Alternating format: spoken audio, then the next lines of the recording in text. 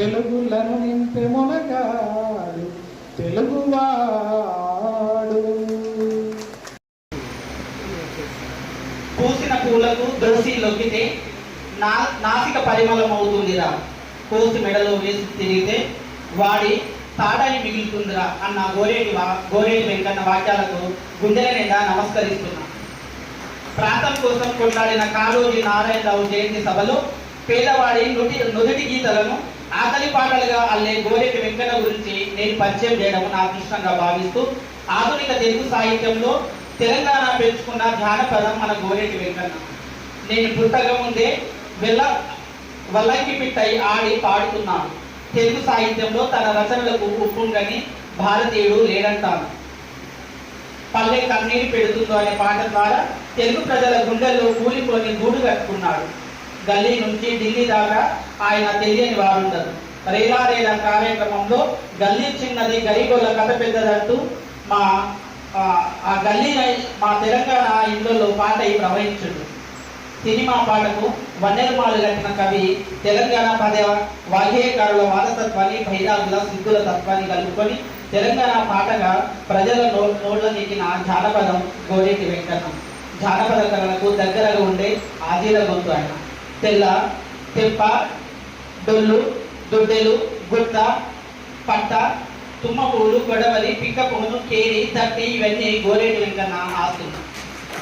ఆయన చేసిన సాహితీ సేవ అప్పటి ఆంధ్రప్రదేశ్ ప్రభుత్వం 2006లో కళారత్న, తెలంగాణ ప్రభుత్వం 2016లో కాళోజీ నారాయణరావు పురస్కారం, అలాగే 2019లో కబీర్ సమ్మాన్ పురస్కారం పొందారు. అతి చిన్న వయసులో ఆయన హంస అనే అవార్డు తీసుకొని గోరేటి వెంకన్న కంచెరేగు తీపి గొంతు లచ్చుమమ్మో అన ఆయన యొక్క పాటలు ఎప్పుడు మేము పాడుకుంటూ ఉంటాం.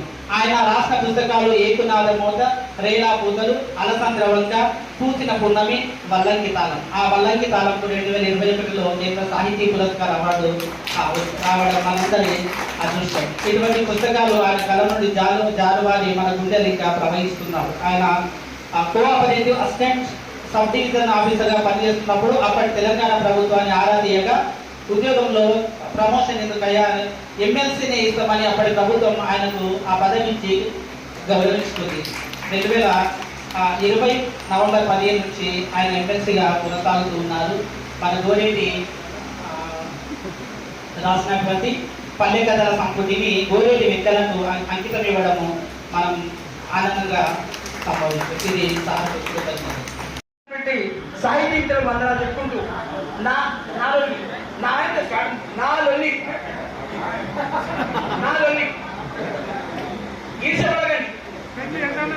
ఆశీర్వదించండి. నేనేమిటో నా సత్తా ఏమిటో బోధపడితే సన్మానం చేయనందుకు, బిరుదులు ఇవ్వనందుకు బాధపడతాను. మావాడే మా మధ్య ఉన్నవాడే, మావాడే మా మధ్య ఉన్నవాడే అని నేను చులకనగా చూడకండి.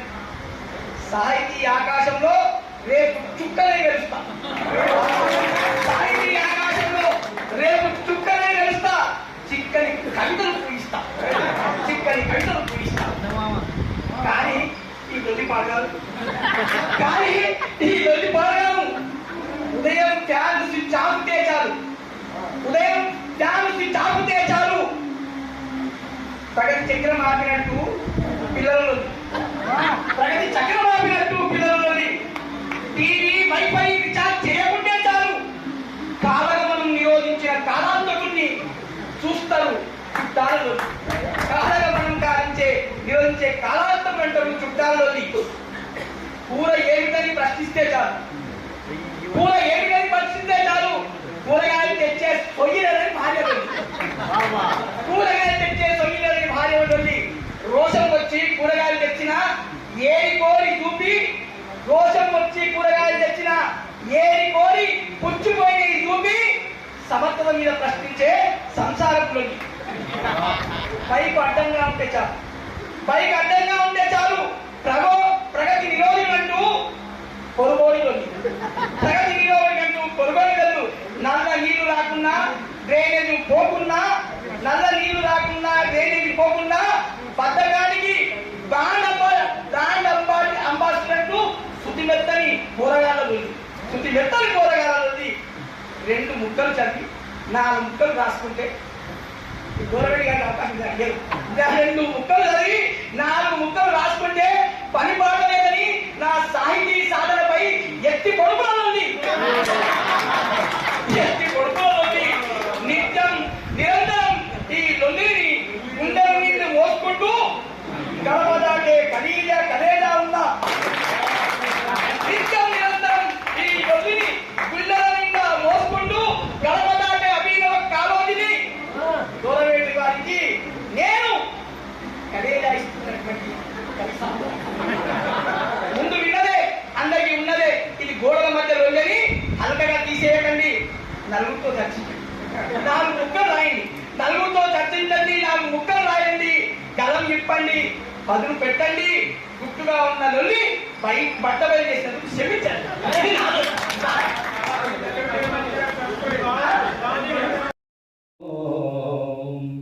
నీదెంత చక్కని రూపమేవో లక్ష్మమ్మ,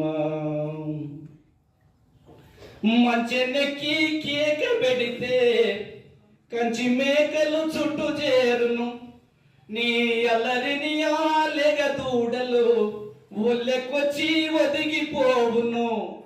పాలిపోయిన కందిసేనే లక్ష్మమ్మో, నీవు పాట వాడితే పూత పడుతుంది లక్ష్మమ్మ. చూడండి ఆ పదాలు. కోడి కూతకు ముందలేచి పేడ నీళ్ళ కల్లాపి జల్లి ముచ్చటలకు ముగ్గులేసే మునివేలు గోరు పైన ఆ పొద్దే ముద్ద గోరింటైతది లక్ష్మమ్మ.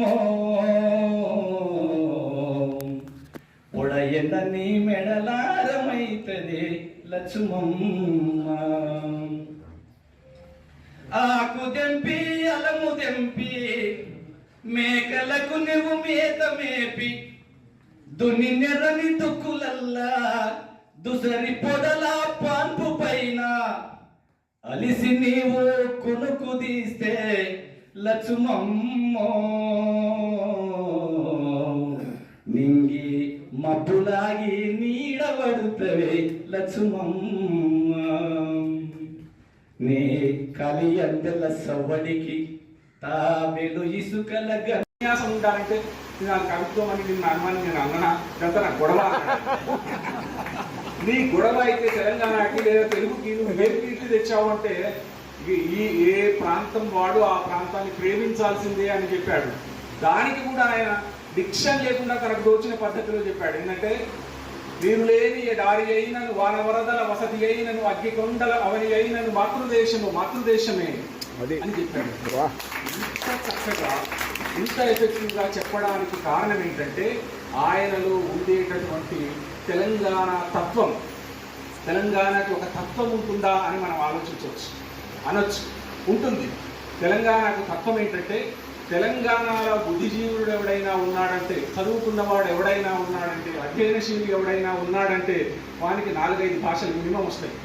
అప్పటి వాళ్ళకైతే ఇంకెక్కువ వచ్చేది. అప్పుడు ఆయనకు తెలుగు వచ్చు, కన్నడ వచ్చు, మరాఠీ వచ్చు, ఇంగ్లీష్ వచ్చు, హిందీ వచ్చు, ఉర్దూ వచ్చు, ఇంకా నాకు తెలియదు పార్సీ కూడా వచ్చో లేదు, కానీ ఈ 6 అయితే వచ్చాయి. ఇట్లా సభ అంటే ఏదో 50 మంది ఉంటారేమో. పైగా మీటింగ్లకు నేను చిన్నలు పోవద్దని ఇష్టం నాకు, పోయి ఇంటర్ నిమిలేక కూర్చున్నా. పైగా చీఫ్ గెస్ట్ గెస్ట్ అంటే పెద్ద నాకేంటంటే సకల అసమానతలు అసహజాలను మళ్ళీ దాంట్లో చీఫ్ గెస్ట్ ముఖ్య అతిథి విశిష్ట అతిథి. నా సభలు నా పుస్తకాల సభలు నాకు 5 పుస్తకాలు మొత్తం సభలు బాగా చాలా. ఏ సభలో కూడా చీఫ్ గెస్ట్ ఉన్నాడు, భక్తాలు ఉంటారు అంతే. నేను చీఫ్ గెస్ట్ అంటే నేను నాకెందుకు నేను చీఫ్ గెస్ట్ అంటే మరి ఆన్లైన్ కావాలి. గెస్ట్ ఒక విశిష్ట ఒకడు ప్రత్యేకత. అందులో నరసింహారెడ్డి సార్ లాంటి మంచి కవి మిత్రుడు నాకు, ఆయన పెద్ద నాకు కూడా గౌరవనీయుడు. ఇక ఎందుకు నాకు అని నేను మ్యాక్సిమం ఆ గౌరవేటి గారు అన్నాడని చెప్పి వచ్చినా కానీ నేను వచ్చిన. వీళ్ళంతా బాగా చదువుకున్న వాళ్ళు, ఇప్పుడు బాగా రాసినాడు. ఎందుకంటే మన నరసింహారెడ్డి గారు చెప్పినట్టు, కాలేజీ గురించి చెప్పినట్టు నేను ఎక్కువ మాట్లాడడం అనేది కష్టంగా ఉంటుంది నాకు. ఎందుకంటే ఎందుకు కవి అంటోడు ఎందుకు రాస్తాడు నాకు తెలిసి నన్ను అడిగినారు ఒకసారి. మీరు ఎందుకు మీ కవిత్వంలో గొప్పతనం అంటే గొప్పతనం తెలిస్తే నేను బాగా రాస్తే నేను ఎందుకు కవిత్వం రాస్తాను నాకేం తెలియదు. ఎందుకంటే ప్రపంచంలో కవి తెలిసిన వస్తే పండితులు ఏ వేంచర్ నారాయణరావు, ఏ బేగవల్ రామబ్రహ్మం గారు, ఏ సర్వే మాస్టరు, వాళ్ళకంటే మనం చేకూరు రామారావు గారు రాయాలి. కవిత్వం అనేది పండితులకు సంబంధించిన అంశం అనేది లాక్షానికుడు, చైమేంద్రుడు, దిగ్నాథుడు, లేకుంటే మీరు చెప్పిన పరిసిద్ధ జగన్నాథరాయలు వీళ్ళందరూ అవసరం. కానీ అవన్నీ చదువుకొని కవిత్వం రాస్తున్నంటే మాత్రం నాకు ఎక్కడో ఇక అంగీకారం కాదనను. కానీ అవి చదవడం వల్ల బాగుంటుంది. కానీ చదువుకోనే కవిత్వం రాస్తే మనం రాయద్దు. ఎందుకంటే చాలామంది నరసింహ మతాన తర్క పండితులు వాళ్ళు, నరహర శాస్త్రి గారు వాళ్ళే రాయలే. కవిత్వం ఎందుకు రాస్తారంటే ఏం దోయక రాస్తారు వాళ్ళు. ఏం దోయక ఎందుకు రాస్తుంది? మామూలు ఉండదు. కవి అంటాడు డిఫరెంట్ ఉంటాడు. మనకి ప్రపంచంతో సంబంధం లేదు. లేకపోతే ఏదో రాస్తారు. ఏదో రాసినాక ఇది కవిత్వం గొప్పదని చెప్తారు. ఎప్పుడాక వెళ్ళిపోతుంది. అయితే ఈ తోయకుండా తోయడం అనేది లేకుండా కాలేజీ రాలేదంటే చాలా సహజంగా ఆయన అంటే మీరు అన్నట్టు ఆయన మాండలిక రాయలే. ఉగాది కవిత అద్భుతమైన కవిత రాసినాడు. మనసు తెలుసు. ఉగాది పట్ల రాయపూడి సుబ్బారావు భావ కవిత ఎంత గొప్ప అంత గొప్పగా రాసినాడు. ఉగాది కోయిల మీద అది రాసే శక్తి సామర్థ్యాలు ఉన్నాయి. పండితుడు కర్ణాటక వచ్చినాడు. రెండవది వేమనం తలపించే సకినాలకు చోట ఆఖరి ప్రాణి అంటే వేమనకు సమానంగా రాయగలరు. ఒక్కోసారి సాధారణంగా రాయగలరు. వస్తువును బట్టి ఆయన ఏంటంటే ప్రజాహితం కోసమని, లోకం కోసమని, నా గొడవ ఎందుకు, ఈ లోకం మీద ఇన్ని అన్యాయాలు ఎందుకున్నాయి, ఇన్ని కష్టాలు ఎందుకున్నాయి, అన్యాయాలు ఆపదమని పోతున్నా అవాంతో ఉందో అవింతో తనలానే ఆ విషయాల్లోకి నేను. ఎందుకంటే ఇప్పటికీ మీరు కాలేజీని చరిత్ర చరణంగా మాట్లాడింటారు. తర్వాత కాలేజీ గారిని గురించి నర్సురెడ్డి గారు చాలా సమగ్రమైన ఉపన్యాసాలు. మళ్ళీ నేను వచ్చి మళ్ళీ మీకు కొత్త కాలేజీని పరిచయం చేయాల్సిన అవసరం లేదు. తెలంగాణ భాషకు సంబంధించి వాటి గురించిగా నేను వాటి లోతుల్లోకి పోయిన సందర్భంలో. కానీ యు నరసింహమూర్తి గారిని ప్రసిద్ధ పండితుడు, ఆయన చాలా విమర్శకుడు, శైలి మీద మాట్లాడు తెలంగాణ శైలి. ఆ రోజుల్లో ఆయన ఒక రాష్ట్ర రాసిన యు నరసింహమూర్తి గారు మీకు తెలిసి ఉంటుంది. ఎందుకంటే బాగా తెలంగాణ ఆంధ్ర ప్రాంతం శైలి అంటే కొంచెం సోఫిస్టికేటెడ్ కనిపించినా అది తీర ప్రాంతం. ఇది ఈ చర్చ జనమంచి సుబ్రహ్మణ్య కవితో చర్చ చేసినప్పుడు మొట్టమొదటి కట్టమంచి రమణి గారి ఇస్తారు. తీరాంధ్ర ప్రాంతం, ఈ పడమటి ప్రాంతం వాళ్ళకు శైలిలో ఒక జీవశక్తి ఉంటుంది, ఒక ఉత్పాదక సంస్కృతి ఉంటుంది, ప్రాకృతికమైన సౌరభం ఉంటుంది. తీరాంధ్ర ప్రాంతంలో ఏంటంటే అది లేదు. అది ఏంటంటే పురాణ సాహిత్యాల మీద, ప్రబంధ సాహిత్యాల మీద వాటికంటే ముందు ఎక్కువ నిష్ట ఉండి వ్యాస, వాల్మీకి, నన్నయ్యాది ఈ అనువాద ప్రభావం ఎక్కువ ఉండడం వల్ల శైలిలో జీవశక్తి లేదని నేను చెప్పడం కాదు. కట్టమంచి రమలింగారని చెప్పిన కవిత్వ విచారం మొదలుకొని నాకు దూరు రామరెడ్డి కవిత్వాన్ని విశ్లేషిస్తూ ఇంతవరకు ఆగ్రహారం నేను మా ఊరు ఆగ్రహారం, నేను చాలా గౌరవం నాకు వాళ్ళని నేర్చుకున్నాను. ఆగ్రహారపు మరి ఇట్లాంటి పరిభాషిక పదాల స్థానంలో పచ్చని పసరవాసన వస్తుంది కవిత్వం అని చెప్పి ఆ రోజు నాడు ఎవరైనా కట్టమంచి రామలింగారు గారు దీనిలో జనమంచి సుబ్రహ్మణ్య కవి లాంటి వాళ్ళు మీకు తెలుసు. వాటి లోతుల్లోకి నేను పోను ఎక్కువ. ఎందుకంటే ఎక్కువ పోతే ఈ చర్చ మనం తెలిసేటోళ్ళం కాదు కనుక. కాకపోతే తెలంగాణ భాష, తెలుగు భాష అనేది మొన్న మా వాళ్ళు రాసిన సంగీత శ్రీనివాస లెటర్ పంపిండు. మీది మాదే సంతకం పెట్టమన్నాడు. నేను పెట్టాలని నాకు భయమైంది.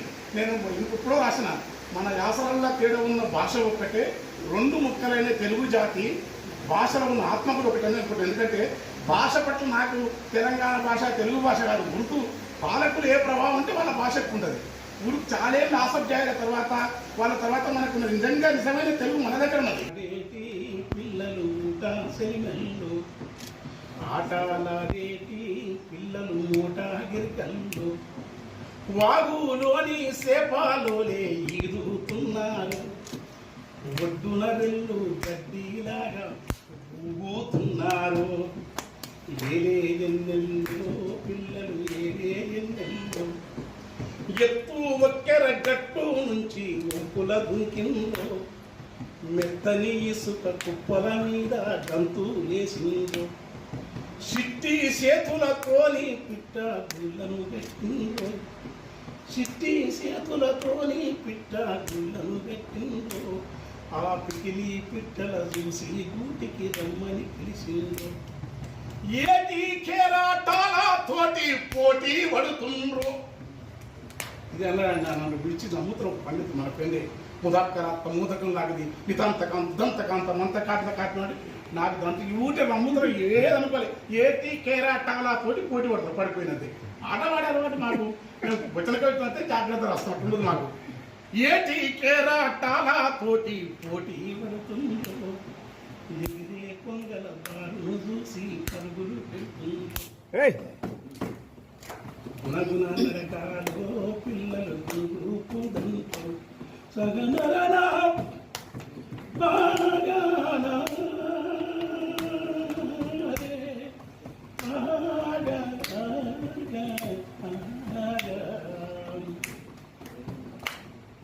బర్ర మంద ఎంత పిల్లలు బారు గట్టిందో గొండు బురద తోకలు జిలికి ఇంటికి పట్టిందో దున్నా పోతుల నెక్కి ఈ పున సెర్రున జరిసిందో దుబ్బాలల్లా ఉడుకుతుంటే కేకలు విడుతుందో పాడి పసుల తోడు గుండి ఆడుకుంటుందో చెట్ల నీడల కింద చేరి సేదా తీరుందో లోతుగా కూలో పిల్లలు కదిలే నీడాలో పిల్లలు కానుగు పూతాలో